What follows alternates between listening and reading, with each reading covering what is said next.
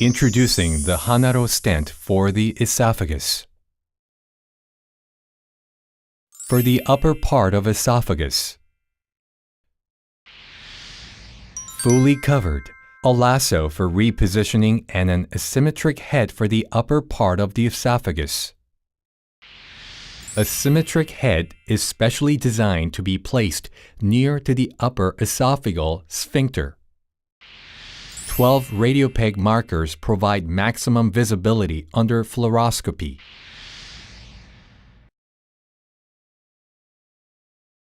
For the middle part of the esophagus, the bone-shaped proximal end aids minimal granulation of tissue. The unique nitinol hook structure with small cells provides a long-term stent patency. This is another covered stent with a special feature, a segmented body. This is the esophageal bone-shaped, partially covered stent. Partially covered ends aid the prevention of stent migration of a covered stent. For benign esophageal disease.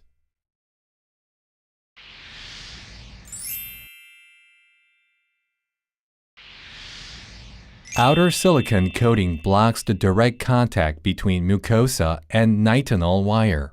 It allows you to easily remove the stent.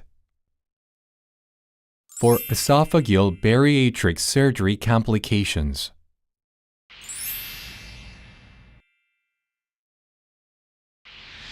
place above the cardia junction.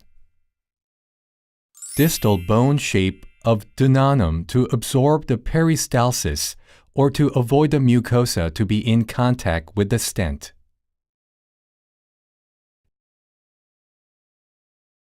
This is a delivery device for the Hanaro stent esophagus. A red marker indicates the recapturing limit or point of no return. The locking system prevents accidental deployment during placement. Flexible olive tip. Here are necessary tools for a stent procedure.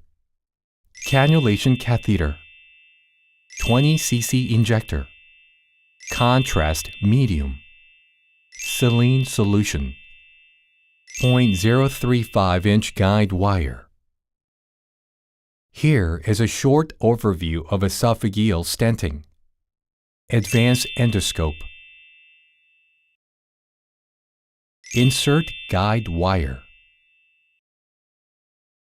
Insert the catheter through endoscope. Slowly advance the guide wire and catheter. Inject contrast medium.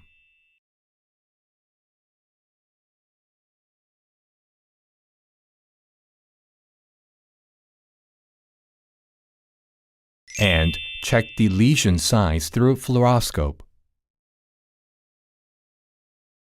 Withdraw the catheter and the endoscope. Lipiodol subcutaneous injection is the first preferred option in order to get an accurate stent positioning with fluoroscopy guidance. Inject lipiodol on the lower part of the stenosis.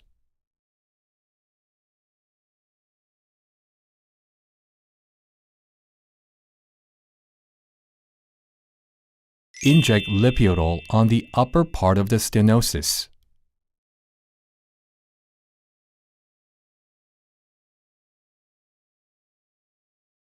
A metallic paper clip is another preferred option in order to get an accurate stent positioning with fluoroscopy guidance. Directly fixed with transparent tape on the patient's skin on each end of stenosis.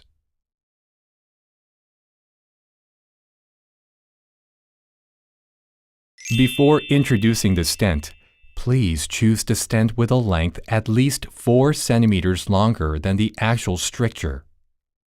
Now, take the delivery device out of package.